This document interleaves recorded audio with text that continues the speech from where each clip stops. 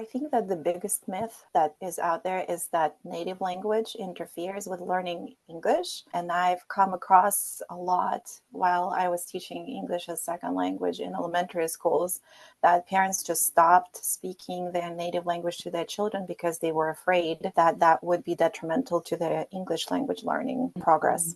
And during every single parent-teacher conference, I would assure them and also bring up research in that field that supports the fact that learning English and native language is beneficial, mutually beneficial, and that not only learning native language at the same time helps develop English language skills, they both support cognitive development and many more facets in learning and becoming a multilingual baby, child, and then adult. And adult later on. Yeah. Right. Yeah. So that is the biggest myth.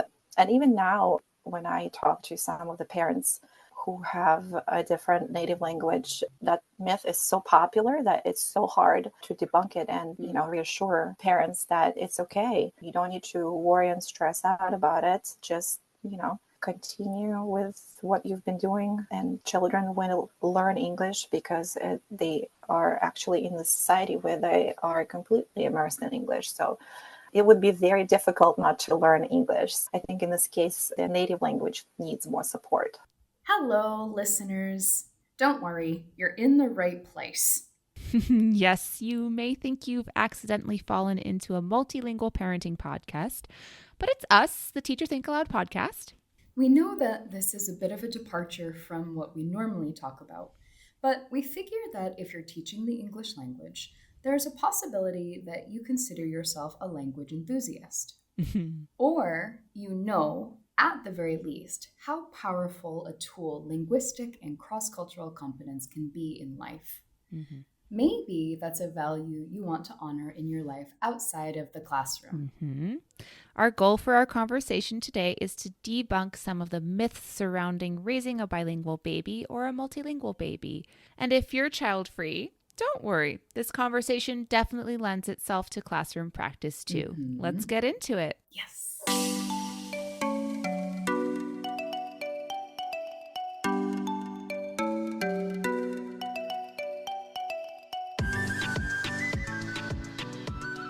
Hello, and welcome to the Teacher Think-Aloud podcast, a podcast for reflective practice for teachers of English around the world. I'm your co-host, Shay. And I'm Anna. So today's episode is going to be formatted a little bit differently, listeners. I have a very special privilege right now to host a conversation with two of my absolute favorite people in the world. And that's not even an exaggeration. Today, I am interviewing our very own Anna Chiriani-Dean, a new mama. If you didn't know, now you do. And another dear friend of mine, Anna Burt, or Anya Burt. We're going to call her Anya or Anyushka today, who is another language enthusiast and bilingual mama. And so this is not just me finding excuses to bring my two besties together. We are all SLA or second language acquisition nerds. So this is totally justified and not nepotism. Well, it is nepotism. A little bit, yeah. All right. So Anya, tell us a bit about you, your background with teaching and learning languages.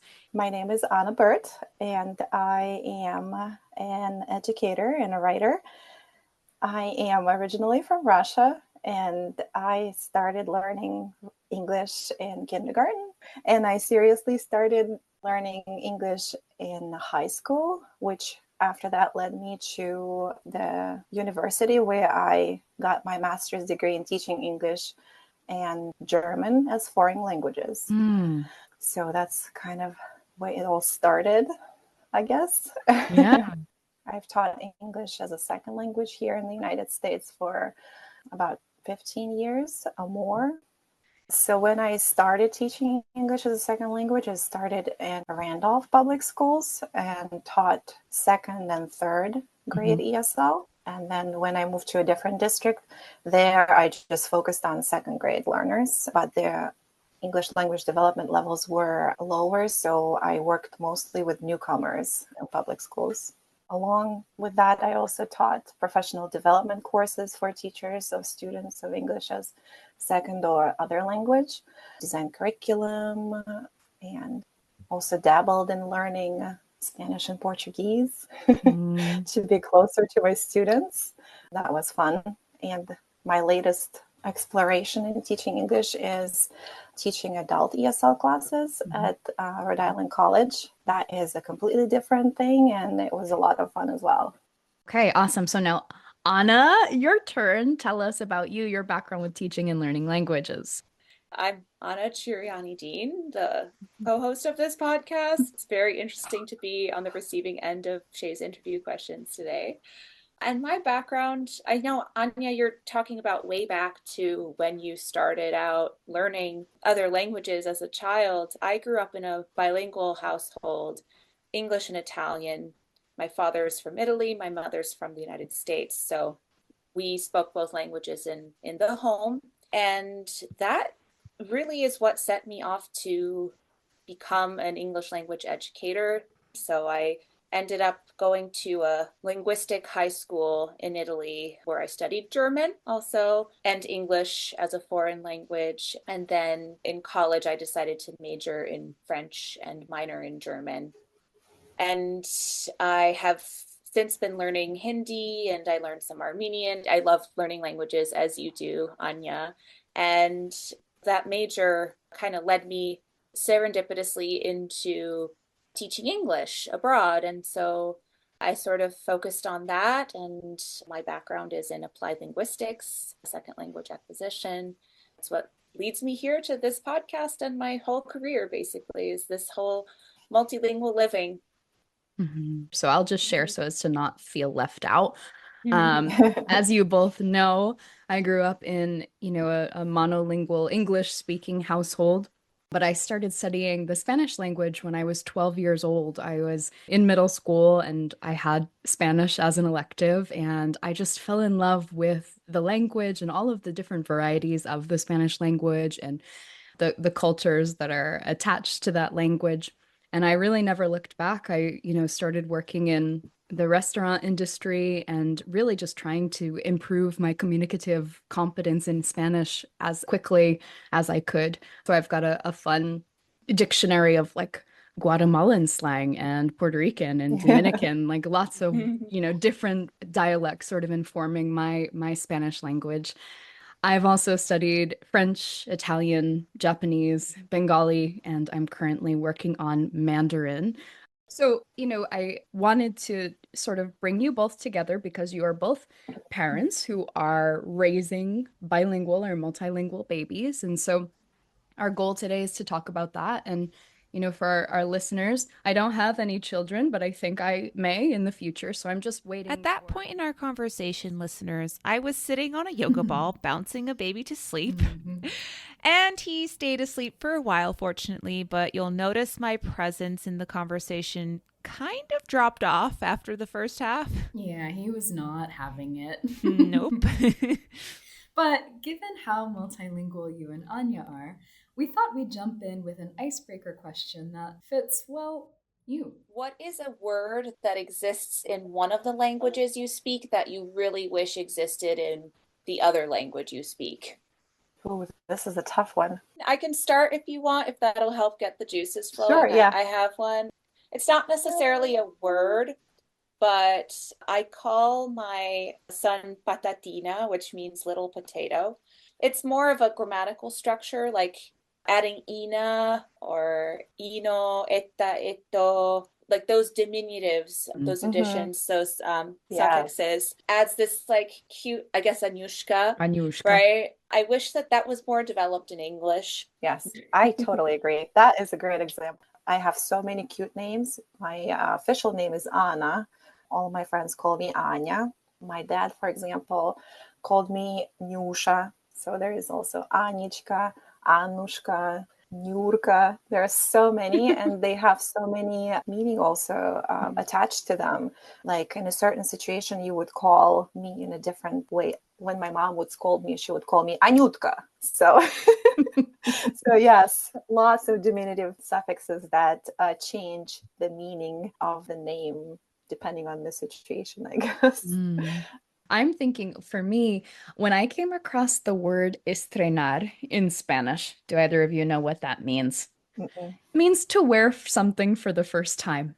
So like if you get a new shirt or a new hat and you like put it on, you say estoy estrenando. But like in English, it's like, yes, I'm wearing this for the first time. Like it doesn't hit the same way, you know? Yes. So I feel like there are a lot of those like phrases that in Spanish are packaged and put in just like a neat little verb. I wish that we had estrenar in English. That is a Russian word, toska. So toska is very specific. So it's a melancholy feeling caused by a change in the weather or just not feeling very upbeat at the moment. So you would actually have to explain that word in English as opposed to just, saying, I feel toska right now. So that's one of the examples. Yeah, that's a great thing because you have to explain like, I don't really know why I'm feeling the way I am, or it could be like the clouds, or I just feel this way. It's a very Russian sentiment also. Yes, absolutely. Very Russian indeed. And this is what happens when you put a bunch of language nerds together. We'll never get past the icebreaker question. But back to multilingual kids. The conversation, in part, was inspired by a book I remember reading in grad school called Bilingualism, Myths and Realities. And I remember feeling blown away by the misconceptions that exist around multilingualism. And Anna, you also had an interesting rationale for this episode. Well, I mean, in a society that is, I guess, in theory monolingual, but in practice very multilingual, in our society, multilingualism is seen as this exception to the rule, whereas in other parts of the world, outside of the United States, outside of countries where English is the dominant language and the only official language, multilingualism really is the norm. And so we kind of have this complex about multilingualism of like it has to be this thing that we work towards that is just out of the norm, but really it's a very natural thing that happens everywhere. And so I guess when we think about creating a multilingual household, getting our kids to learn multiple languages, my thoughts are just that I want to approach it in a more natural way of assuming that it is the way that people learn language in so many different places and assuming that it's just fine to have different languages all around you. I'm just starting my parenting journey. I have a 3-month-old, but that's something that sort of is the seed of how I view my own approach to introducing multilingualism to my child, living in the United States.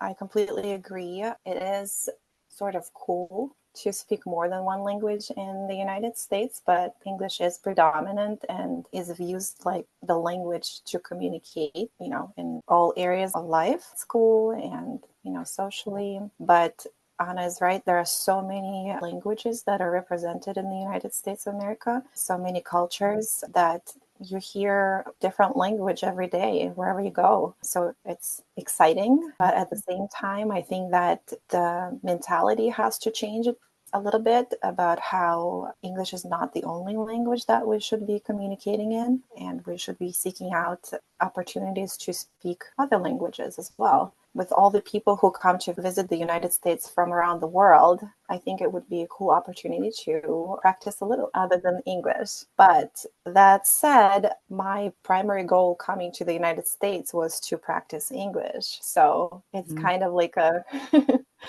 double-sided sword, I guess. And you'd actually made me think of something, that's the ideal, is that it's just natural, but it is very easy to slip into the comfort of the dominant language. My husband and I, our native languages are different. So we're looking to, his first language is Hindi. My 2 first languages are English and Italian. And our shared language is English. So it's very easy to just slip into using English because we live in this context. So it does take some intentionality and a bit of forcefulness, perhaps, to make sure that we are making multilingualism a priority in our homes. And that's why I'm really excited to talk to you, Anya, because you have so many more years of experience than I do. You know, I'm just doing things as I think I should at this stage, but it's a long haul. So having multilingual kids takes some effort. And yes, I agree that it does take commitment and forcefulness, like you said, but I would say we should coin this term gentle forcefulness. You don't want to push, you don't want to struggle with your children, you want to nudge them a little bit in the right direction. Determination may be a better word than forcefulness. Yes. You don't want to shove the language down their throat. I said speak this language right now. Right.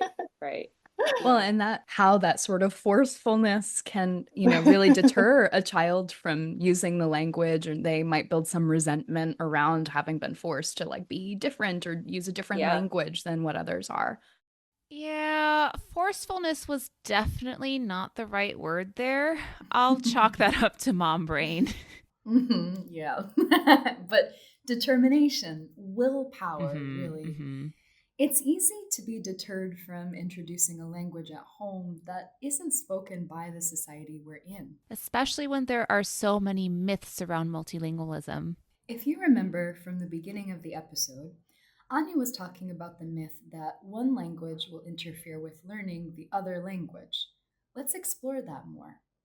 Yeah, I've heard the term minority language applied to multilingual families, that there's a minority language, the language that is not spoken by the society that they are living in would be the minority language in that setting. So in settings where English is the majority language or the dominant language, as you said, Anya, it's just their peers are going to be speaking English with them, whether they're speaking a lot of English at home or not, they're going to be surrounded by English. Or in another setting, if someone wants to introduce English or another language in addition to their socially dominant language, it takes more intentionality with the minority language than it does to have them, acquire the language of the society that they're in. So I think an important thing there is really, for me at least, in my decisions of how I'm approaching this,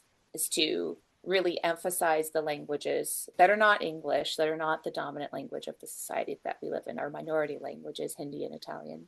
That the myth that Anya brought up is really the one that I latch onto the most, like the delayed development, not just, them being able to learn English. I mean, schools tend to put a lot of pressure, I think. Like when I moved to Italy when I was 8, the teachers in school told my parents to stop speaking English entirely with me so that I would learn Italian faster. And my parents said, absolutely not.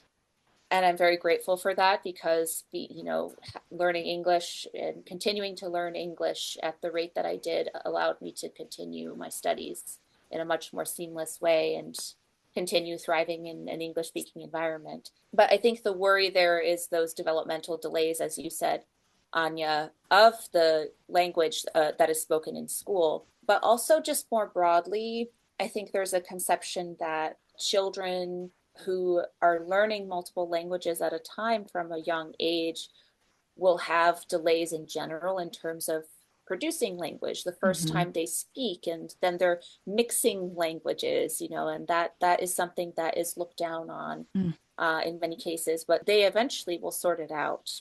And I do think that there are some studies that have shown like a slight delay in them starting to speak, but their development isn't in any way really negatively impacted. They're just taking a little more time to process. And then, you'll see over time, I'm sure you see with your kids, Anya, they're mixing languages, they're code switching all the time. And that's not a bad thing. That's just another skill that they have that they need to sort out as they develop, as in every other aspect of their development as children. Absolutely. Yeah, there's so many things when it comes to language acquisition that we tend to be really close-minded about. And I think you're right, Anna, that like code switching or translanguaging, that like it is such an advantage for learners or for kids to have multiple language banks, so much more to pull from, right? And that is an asset. It's not a deficit as we sometimes try to pass it off as. I want to just piggyback on what Anna said in regard to children taking a little longer to produce language. And sometimes it's any language if children are little. And that is another myth that, because children are taking so long, they might have some developmental issues. And so many children who are not native English speakers are misdiagnosed as students who need special education services because they are struggling with learning language and processing language. So as a teacher, I was an advocate for those students, and I was always pushing for more time before students are diagnosed or, mistakenly diagnosed with any sort of disabilities because they're taking time to learn and process multiple languages at the same time. And it doesn't just happen in elementary school. If, new students are coming in at any level of schooling system and they are not fast enough to produce the language, they unfortunately get mistakenly diagnosed. So I want to encourage parents and teachers to advocate for their students and allow them time to immerse themselves into what their reality is now. I want to pause here because I think that this is a really important takeaway for teachers. I remember when I was a literacy interventionist in second grade bilingual classrooms in Providence public schools, and I saw this happen a lot. This misdiagnosing of students. I remember one student in particular, a newcomer. He had arrived to the classroom just as we were facilitating a statewide standardized test. With almost no English, he was placed in what was supposed to be a bilingual classroom, but instead of a bilingual teacher, he had a long-term sub who only spoke English. Ouch. Who, instead of taking the time to advocate for him, claimed he had behavioral issues and sent him repeatedly out of her classroom. I mean, can you imagine being 7 years old, a new arrival to this country, and understand nothing happening around you, and be forced to sit down almost all day and take a test in a language you can't even read? I mean, how else is a child supposed to behave here? Right. So my point here, now that I'm all worked up, is that as a teacher, please recognize that you might be an important line of defense in ensuring a student isn't misdiagnosed as having behavioral issues or learning differences. Right. And even though we're talking about building multilingual abilities, we have to remember that we're teaching humans, not just language or content. You're using. So let's talk a bit about, methods that you're following. What does your kids' language exposure look like in your household? And maybe give us a little bit of rationale about why you chose to go the way that you did. So when I got pregnant with my first daughter, I immediately jumped at the opportunity to research bilingualism and how I can raise my babies speaking both Russian and English. And not just language-wise, culture is also a big piece about in that aspect too. So after doing a little research, which I don't remember anymore, but what I remember is the approach that really felt natural to me. And my husband and I decided that we are going to use one parent, one language approach, which means that as a native Russian speaker, I would speak to my children in Russian. And he, as a native English speaker, he would speak to our children in English. And that was the most natural way to approach raising bilingual children in our family. And because both of the partners agreed and are supportive of each other, which I think is a big piece, it's going well. Another part of that was that my family all live in Russia and they do not speak English. So it was a huge piece for me that my children have the ability to communicate with my family, with my parents in Russian. And that was a huge decision for me to stay at home and raise my children and expose them to Russian before they go out into society and are exposed to mostly English speaking environment. I'm glad you brought up one parent, one language. I think it's probably the most well-known and widely adopted approach to raising multilingual children.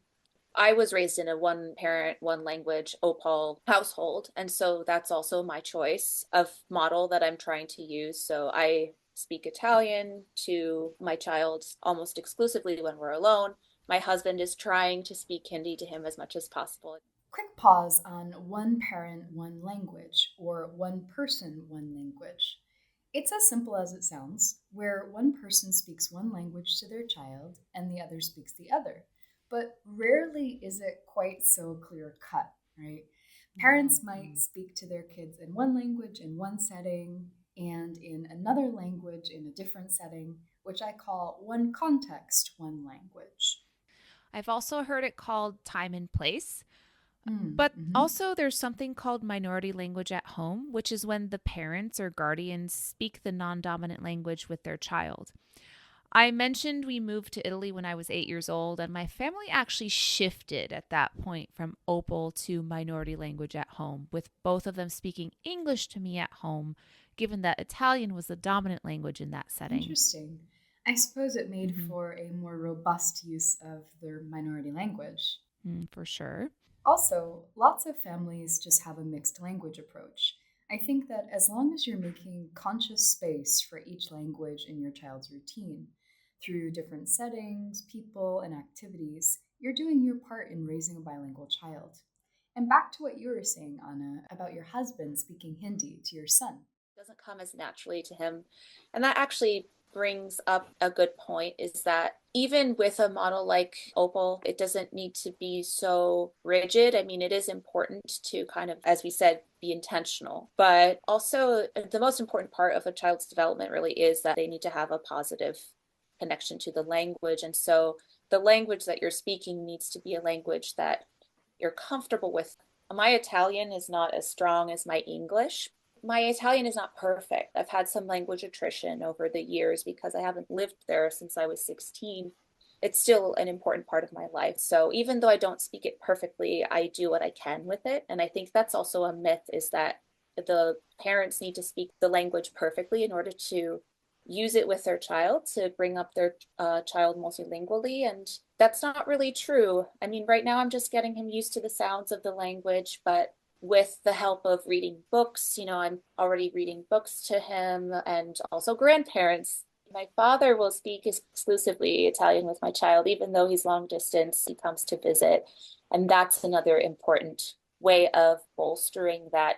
And the same thing with my husband. His Hindi is also, he's lost it a bit since he immigrated to the States. And so his parents are a really important resource. And we also have Hindi books coming next time someone comes to visit from India. But so, yeah, it's finding all the different ways of doing it and being flexible, I think, and being not too hard on yourself as well. If you're not perfect is really important.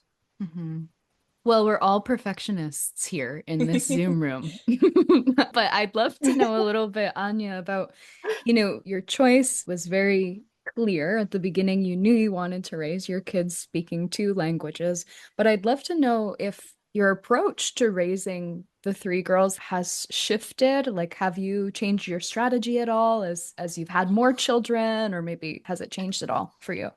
I think that it's stayed pretty much the same. Maybe it evolved a little bit more, and I garnered some help from the Russian-speaking society here in Rhode Island. So that was a huge plus. But at the same time, every child is different and their own individuals, and the way they approach language learning is also different. Just a quick example, my oldest daughter spoke predominantly Russian when she was learning language.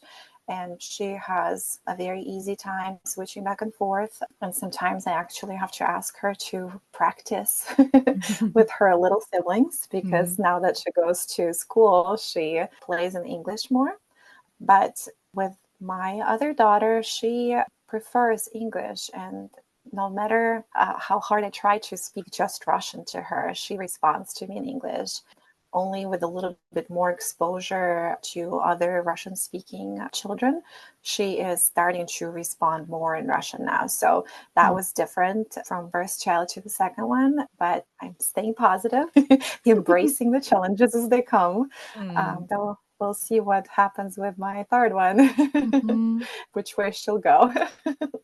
I love being in your bilingual home and hearing the girls speak just really wonderful Russian, and hearing you speak to them, and then having them, you sort of force them and say like, no, go tell your dad that. Like you have these private conversations, you and the girls, and your poor husband is like, he has no idea what's going on, I think he likes that though. It's like fun for him. Yeah, he goes with the flow. Yes. Oh, I love all the points that you brought up, Anya, about, how your girls are communicating with each other in Russian. And I think that brings up a really good point that for multilingualism to really take hold, I mean, we, the parents, can do our best to be the source of input and exchanges and conversation with our children. But really having the community, your external community, the Russian community that you're connected to, as well as having playmates, that social aspect and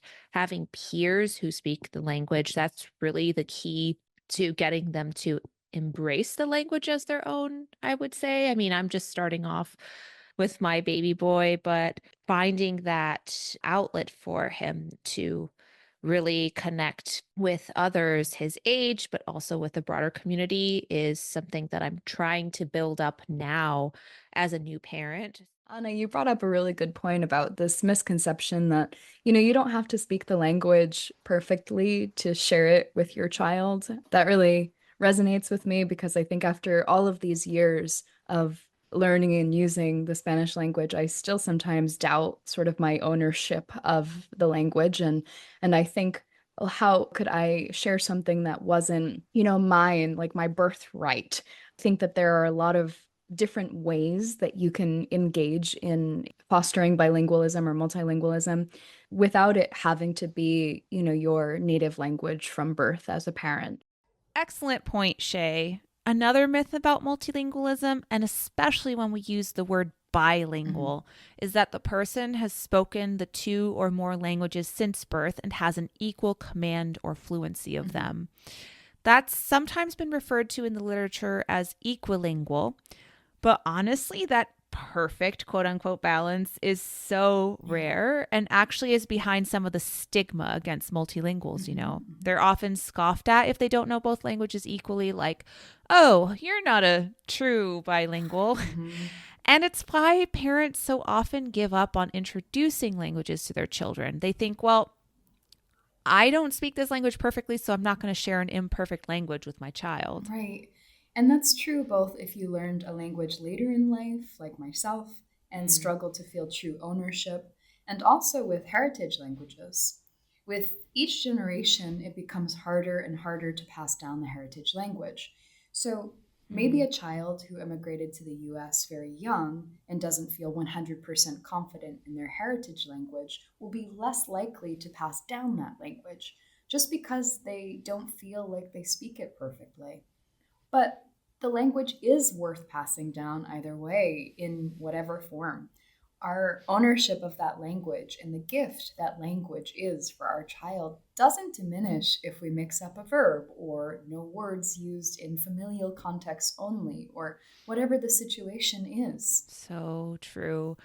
And what's more common than the elusive equilingual are other types of bilinguals. There are simultaneous bilinguals who learn both languages simultaneously, though not necessarily equally.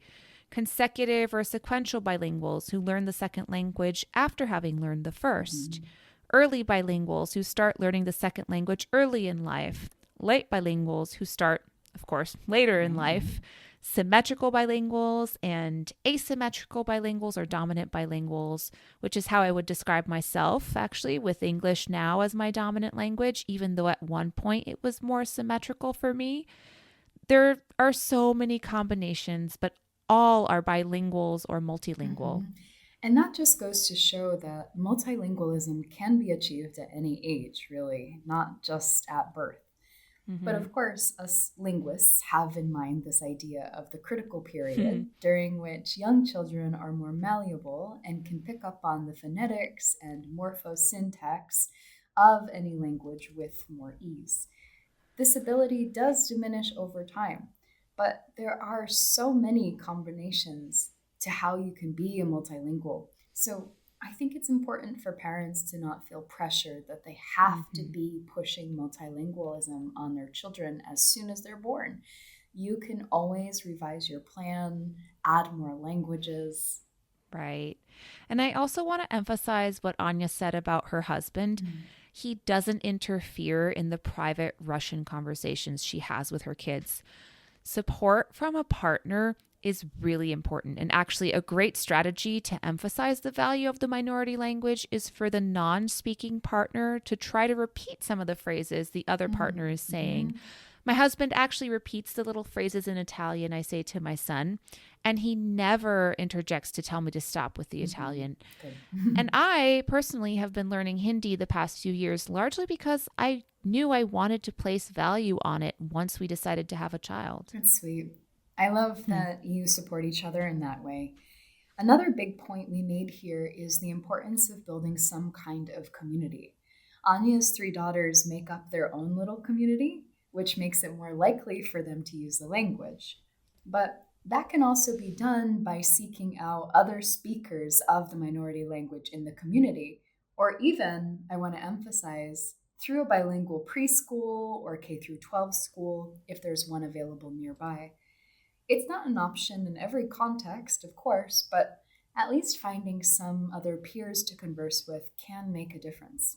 Yes, and regarding bilingual schools, that's one thing I wanted to emphasize as well. For those parents who are monolingual themselves, who don't have more than one language to draw upon, exposure out of the house through caretakers or playmates is a great way to introduce them to languages if you don't feel comfortable doing it yourselves. Multilingualism in this day and age, at least in large cities, can come to some extent from outside the family. Anya, you've mentioned the Russian community in Rhode Island, and you're sending the girls to school there. That also ties into like the cultural side of a language. Can you speak to like what their experience has been like and how that community has been helpful for you?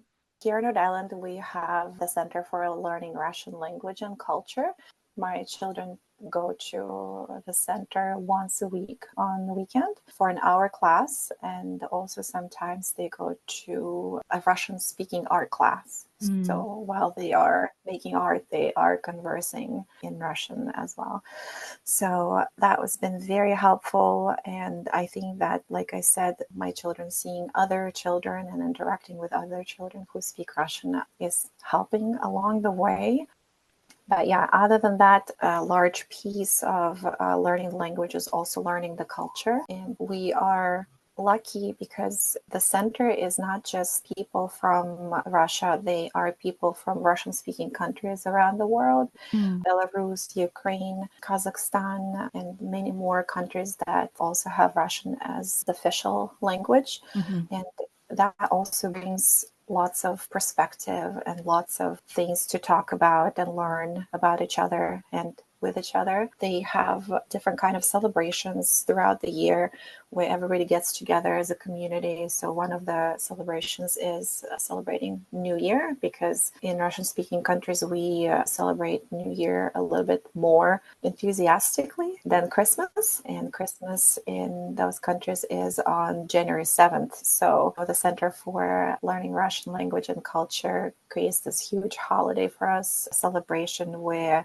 we meet together and they have a show where the children participate, act things out, and tell stories or poems and dance and sing songs. So it's really cool. And we've been trying to involve our English-speaking family in that as well. So we've been inviting them to visit with us when we go to celebrate Russian New Year. And it's been a great experience for everybody. One of the things I want to highlight actually is that from what I remember, research shows that kids, in order to really start using a language, they need to see the need for the language. And so they can pick up from a very young age on which language is more important for communication. So the fact that my husband and I speak English together means that perhaps my son can tell that English is the more important language for communication already. So when you're introducing a language that is not the dominant language, a minority language, it's important to kind of create that need, I guess. And I'm still figuring out what that is. But I think that's really where, again, going back to this idea of peers and other family members, grandparents, siblings who are able to create this community where that language really is a focal point. Children will see the need to use it. They'll see the value of it.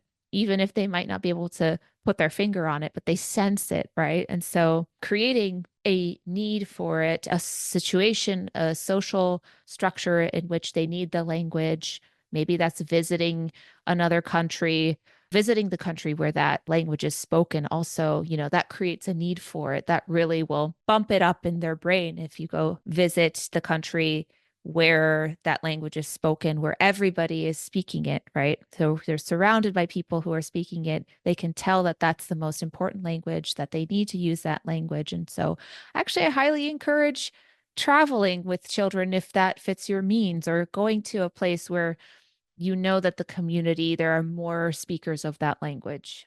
Absolutely. I love that. I'm just thinking, I have a lot of qualms with the US. I do love that there is a lot of opportunities for people who are coming from multilingual, multicultural families to participate in different communities. We are very diverse. You have, that opportunity, and your kids have that opportunity. Your English speaking family has the chance to be exposed to a culture that's made you. There are really so many opportunities in our country, at least, for these intercultural exchanges. I've already started looking for toddler activities in Hindi and Italian for my baby, and my husband and I have really been trying to build up our own community of other Indian and Italian families since we don't have our own family nearby. We actually just celebrated our son's first Diwali this month with a couple of Indian neighbors. Cute. Celebrating holidays and engaging in other cultural practices are a great strategy. And speaking of strategies, Anya had some more pointers to share. As a Russian-speaking parent, I have been talking and playing and reading with my children. So I guess the major ones are playing games in Russian that I used to play as a kid myself. But even like hopscotch outside, I can teach them to play hopscotch in Russian and show them a different way to play hopscotch, because it's a little bit different than how kids play here. Songs are huge because, when children are little, that's like bread and butter. You always sing songs, lullabies.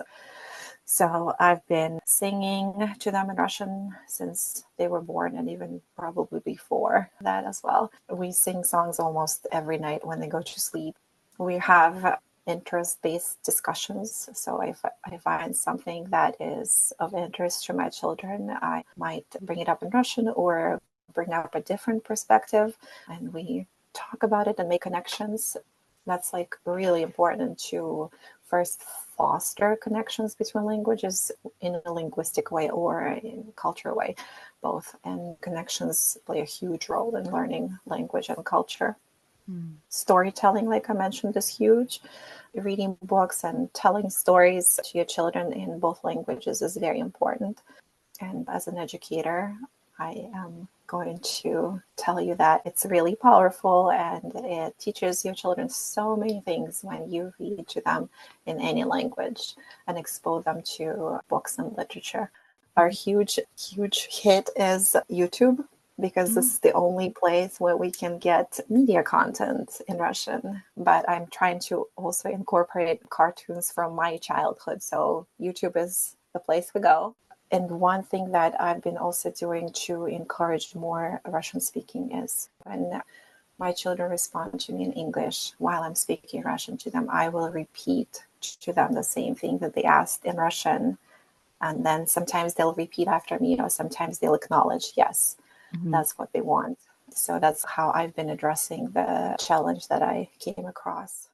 I really like your approach, Anya, to, responding to your children when they respond to you in English. I think that's a really hard thing for parents, because it's very common. I'd say when I was young, I would respond in English many times, because when I was first born, I was born in the States, and I wouldn't understand why my father was speaking Italian to me. I just wanted to speak English, And that's a really, really common way for multilingual babies to respond to their parents. But it's not a reason to despair, right? They're still understanding. And your method of, instead of saying, hey, how do you say that in Russian? That kind of is punitive. It's telling them they have to speak Russian. It's gentler. It's more inviting, the way that you're just repeating it for them, so they can hear the model of how they would say it in Russian. And maybe next time they'll pick up on it, or maybe not. But that seems to be a more effective way, in my opinion. I follow this really great woman. She's a multilingual family language planning coach. The name of her business is Najwa Armonia Multilingues, and she's a native Italian and Arabic speaker living in Spain with her Arabic speaking husband. And they're also introducing English to their children. She's really amazing. I'll share her information to see her Instagram account, even though it's not in English. But she talks a lot about not being so punitive, not being rigid, of going with the flow. And one of the things she brings up is, yes, don't, force your child to respond to you in that language. Yes, it does hurt sometimes when they tend to prefer one language over another. And I'm sure that for me, it'll happen that my baby will speak to me in English when I would like him to practice Italian, but I can't force him. So I really like your approach, Anya, to that. Well, Anna, since you brought up a valuable resource, I just want to share that we have a children's book author in the house today. Anya has recently authored 3 children's books, and one of them is a lullaby. So, her speaking to her love of music and singing lullabies earlier was not just for our microphones. They're so good. We'll include them in the show notes, listeners. They are a great tool for educators and for parents alike. So I do hope you'll check them out. Just one more question is about, advice that you would give to parents who are feeling overwhelmed about the thought of raising multilingual children. What advice do you have? Maybe just like one tidbit.